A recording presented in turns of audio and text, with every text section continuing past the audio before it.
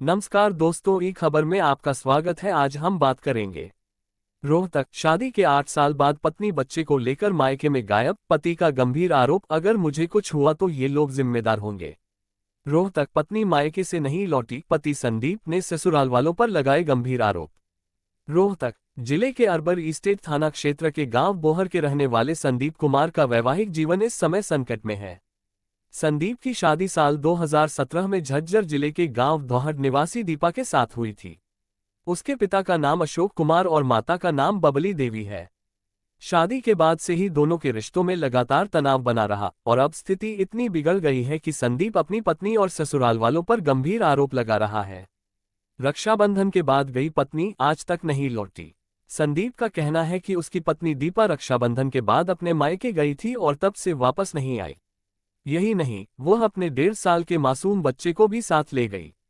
जब संदीप ने अपने ससुराल वालों से पत्नी और बच्चे के बारे में पूछा तो उन्होंने सीधे मना कर दिया और कहा कि हमें नहीं पता दीपा कहाँ गई। उन्होंने साफ कह दिया कि हमने दीपा को बेदखल कर रखा है। लेकिन सवाल ये उठता है कि अगर ऐसा है तो फिर मेरी पत्नी और बच्चा कहाँ गए। संदीप ने मीडिया से बात करते हुए सवाल उठाया। शादी के बाद से ही पत्नी परेशान कर रही थी।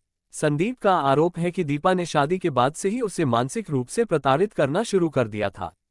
वह छोटी छोटी बातों पर झगड़ा करती और ससुराल में रहने से साफ इनकार कर देती। मैंने हर संभव कोशिश की कि मेरा रिश्ता बचा रहे, लेकिन मेरी पत्नी और उसके परिवार ने हमेशा मुझ पर दबाव बनाया। संदीप ने कहा, अगर मुझे कुछ हुआ तो मेरी पत्नी, सास, ससुर और नानी जिम्मेदार होंगे। संदीप ने अपनी सास बबली देवी, ससुर अशोक कुमार और दीपा की नानी सुनीता पर गंभीर आरोप लगाते हुए कहा कि अगर भविष्य में उसे कुछ होता है तो इसके लिए यही लोग जिम्मेदार होंगे। बच्चे की वापसी की गुहार, ससुराल वालों पर पुलिस बुलाने का आरोप।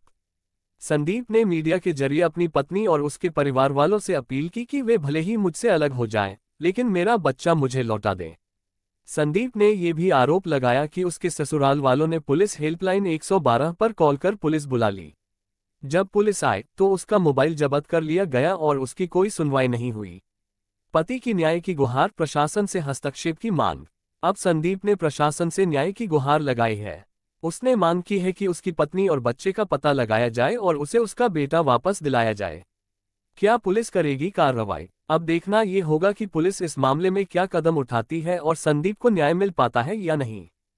फिलहाल पति बेबस है, बच्चे के लिए तड़प रहा है और पत्नी का कोई सुराग नहीं है। दोनों के रिश्तों में लगातार तनाव बना रहा और अब स्थिति इतनी बिगड़ गई है कि संदीप अपनी पत्नी और ससुराल वालों पर गंभीर आरोप लगा रहा है।